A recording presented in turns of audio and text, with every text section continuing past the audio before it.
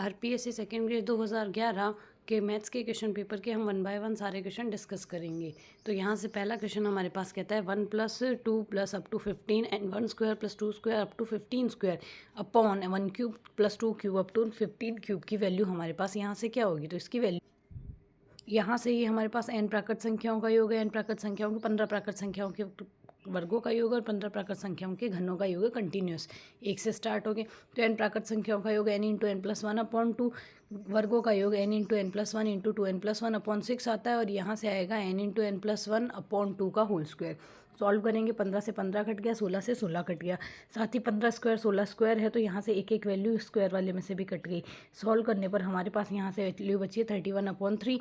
तो 31/3 यहाँ से इसका आंसर बनेगा, पर 31/3 यहाँ से किसी भी ऑप्शन में मैच नहीं हो रहा है। नेक्स्ट क्वेश्चन कहता है the variance of the binomial distribution is. Binomial distribution का वेरिएंस हमेशा जो होता है हमारे पास यहाँ से वेरिएंस आएगा इसका NPQ और मीन आएगा इसका NP। हम जानते हैं Q की value less than equals to 1 हो सकती है और बिटवीन 0 to 1। तो NPQ हमारे पास हमेशा NP से लेस आएगा, तो less than for its mean. Second option इसमें हमारे पास करेक्ट बनेगा।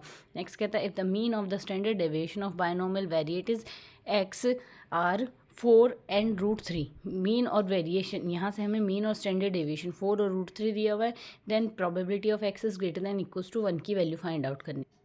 तो यहाँ से मीन हमें दिया गया है 4 और डेविएशन दिया हुआ है √3। Probability of x is greater than equals to 4 की value, x is greater than equals to 1 की वैल्यू फाइंड आउट ये लिख सकते हैं 1 minus probability at x equals to 0 since NP की वैल्यू 4 है और NP की वैल्यू हमारे पास 3 है। यहाँ से तो 4 इंटू 1 + 3 लिख सकते हैं क्योंकि NP की वैल्यू 4 है और Q को हम 1 माइनस p लिख सकते हैं। सिंप्लीफाई करेंगे 1 minus p equals to 3/4, p की वैल्यू आ गई 1/4। n की वैल्यू हमारे पास यहाँ से solve n into p equals to 4 करेंगे, क्रॉस मल्टीप्लाई से 16 आ गई। Probability of x equals to 0 find out करनी है तो NC0 p की पावर 0 q की पावर n आएगा। सॉल्व करेंगे 16 C0 3/4 की घात 16 इक्वल्स टू 3/4 की घात 16 आ जाएगा। 16 C0 का मान 1 होगा। Probability of x is greater than equals to 1 की वैल्यू सब्सटीट्यूट कर देते हैं यहाँ से।